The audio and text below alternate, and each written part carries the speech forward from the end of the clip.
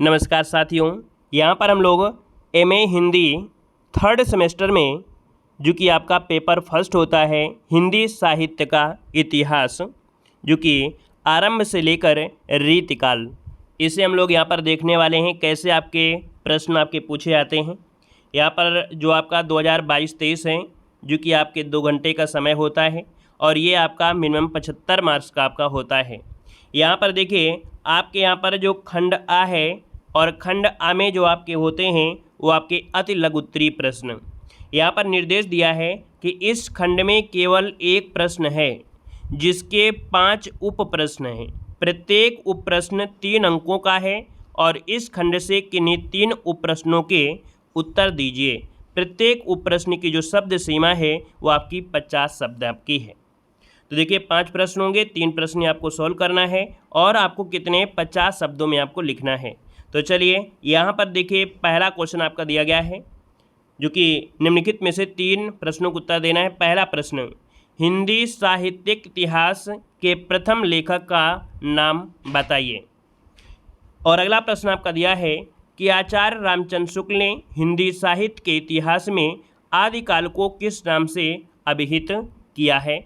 और ये हमारे जो आपके प्लेलिस्ट है वहाँ पर आपको ये सभी चीज़ें जो आपके सेमेस्टर में है, चाहे फर्स्ट सेमेस्टर हो, सेकेंड सेमेस्टर हो, थर्ड फोर्थ कोई भी सेमेस्टर हो, जो भी आपका होता है वो आपको प्लेलिस्ट में आपको थ्योरी पढ़ने को मिल जाएगी। यहाँ पर अगला क्वेश्चन दिया गया है कि कबीर किस काव्यधारा से प्रतिनिधि हैं या कबीर किस काव्यधारा के प्रतिनिधि कवि हैं। यहाँ पर अगला प्रश्न आपसे पूछा गया है कि तुलसीदास किस काव्यधारा के प्रतिनिधि कवि हैं। नेक्स्ट क्वेश्चन दिया है रीतकाल के 4 कवियों का नाम आपको बताना है। और आपका खंड बा है जिसमें से आपके लघु उत्तरीय प्रश्न होंगे और इस खंड में केवल एक प्रश्न है जिसके 7 उप प्रश्न हैं। प्रत्येक उप प्रश्न 9 अंकों का है और इस खंड से किन्हीं 4 उपखंडों के उत्तर दीजिएगा। प्रत्येक उपखंड की जो शब्द सीमा है वो आपकी 225 शब्द होनी चाहिए। तो चलिए यहाँ पर देखो क्वेश्चन नंबर 2, 4 प्रश्न ही आपको सॉल्व करना है।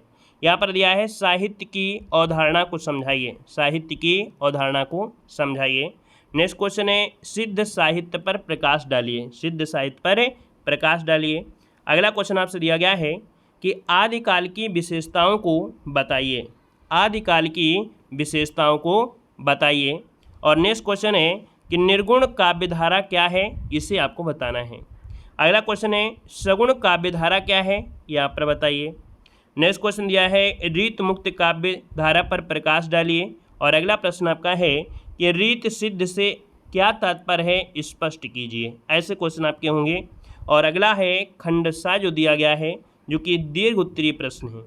इस खंड में केवल एक प्रश्न है जिसके 4 उप प्रश्न हैं। प्रत्येक उप प्रश्न 15 अंकों का है और इस खंड से किन्हीं 2 उप प्रश्नों के उत्तर देना है। और उप प्रश्न शब्द की जो सीमा है वो आपकी कितनी है, 475 शब्द होगी। तो चलिए यहाँ पर 2 ही प्रश्न आपको सॉल्व करना है। यहाँ पर देखिए कि हिंदी साहित्य के काल विभाजन पर विभिन्न साहित्यिक इतिहासकारों के मत का वर्णन दीजिए। यहाँ पर जो हिंदी साहित्य का काल विभाजन है, अनेक आपके साहित्यकार हैं जिन्होंने अलग अलग मत दिया है, उस पर आपको यहाँ पर फोकस करना है, उसका वर्णन करना है। और अगला प्रश्न दिया है आदिकाल की मुख्य साहित्यिक आवृत्तियों या प्रवृत्तियों पर निर्धारित शब्द सीमा से निबंध लिखना है। तो आदिकाल की मुख्य साहित्यिक प्रवृत्तियों पर निर्धारित शब्द सीमा से निबंध लिखना है। अगला है सिद्ध कीजिए कि भक्ति काल लोक जागरण था। सिद्ध कीजिए कि भक्ति काल लोक जागरण था। और अगला क्वेश्चन है कि रीत काल की सामान्य प्रवृत्तियों का वर्णन कीजिए।